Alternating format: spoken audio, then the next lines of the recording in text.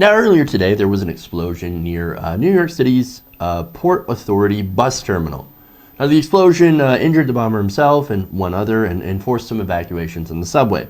So right now, of course, all the reports are that the bomber was a self-radicalized Muslim living in Brooklyn. So it seems to me it's another ISIS-inspired terrorist attack. So in the midst of this, you might be wondering, where's President Trump on Twitter? I mean, look, the White House, they know about it. I mean, earlier today, right after it happened, White House Press Secretary Sarah Huckabee Sanders confirmed that, yes, we did tell Trump about it, so he knows. Well, so where is he? Why isn't he on Twitter? Why isn't he denouncing this?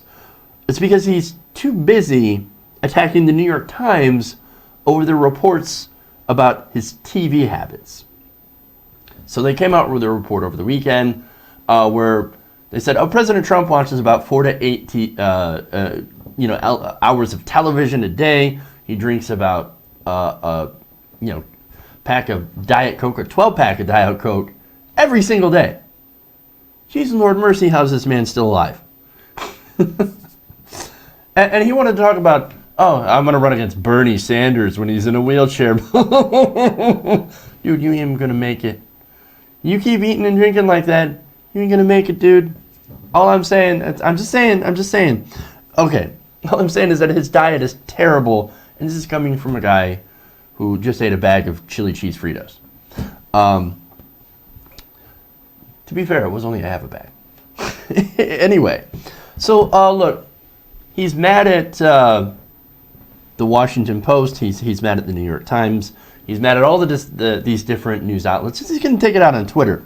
He said, another false story, this time in the failing New York Times, that I watch 4 to 8 hours of television a day. Wrong. Also, I seldom, if ever, watch CNN or MSNBC, both of which I consider fake news.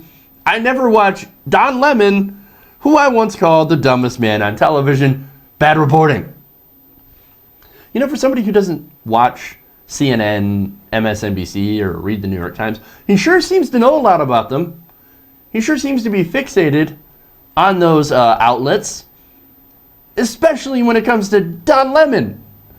He's like, that Don Lemon, the guy that I never watch, horrible. Well, how would you know he's horrible if you never watch him? I'm just saying, why would you even care who these people are? Why would you even care about these outlets? Oh, well, they're spreading fake news about me. No, the problem is that what they're reporting, for the most part, is accurate, and it makes you look bad. That's what the problem is. Now, last night he also tweeted, very little discussion of all the purposely false and defamatory stories put out this week by fake news media. They're out of control. Correct reporting means nothing to them. Major lies written, then forced to be withdrawn after they're exposed. Stand on America. Now look, CNN did have to retract a story about Donald Trump Jr. and WikiLeaks, and they retracted that story almost immediately after they put it out and issued an apology for it. They knew they were wrong. Now, if you're going to go after media outlets that publish a false story or a story with a misleading fact, I should say, and then come back and correct it, well, then you'd have to come back and come after all media. Now, it seems like that's exactly what he's doing, except he's carved out a gigantic exception for Fox News. Well, that's the problem, because even Fox News has had to retract stories that they got wrong. Remember all the stuff about Seth Rich? They had to retract all of that. They had to tell Hannity, quit it. The family's telling us, quit it about the Seth Rich stuff. And that's just one example. Another example just happened last week, where Fox News retracted a story that claimed that one of the Roy Moore accusers had forged his signature on her yearbook. So they claimed that for days. And then later on, they're like, oops, made a mistake. Turns out that was wrong. We retract the story. Now, surprise, surprise, I got that from a Breitbart article. Now, Fox News corrected itself. Did Breitbart? What do you think? Of course they didn't. No, Breitbart still has the original story and still calls it a forgery. So much for correcting, right? So I get it, right? If you're a Republican and you make things up and you get caught, all you have to do is just lie about it. I mean, never admit that you've done anything wrong. Just sit there and deny all day long. Shut up, I don't care about the truth. I don't care about facts. All I want to do is lie to people without any sort of consequences to further my political agenda. And yet CNN, who apologized for getting a story wrong, they're the fake news, they're the stain on America. That is a uniquely Republican double standard. Now, like, if you want to criticize CNN for getting it wrong because you're worried about the credibility of the press as a whole. For example, Glenn Greenwald, he's a huge critic of the press because they do get it wrong, right? And he's like, hey, man, look, I don't want to give ammunition to people who are peddling, who want to delegitimize the media, right, by getting it wrong in the Russia investigation. And to be fair, he's pointed out a lot of instances where the New York Times, CNN, Washington Post have all gotten stories wrong on Russia and have had to come back and later on retract it. And again, he's doing that from a good place. He doesn't want to delegitimize the media and to help the right wing delegitimize the media. So he calls him out. Now, I'm with you. I'm with Greenwald on that. I think that, it is good to go out and to issue a retraction, but it's even better to go out and make sure you get the story right in the first place.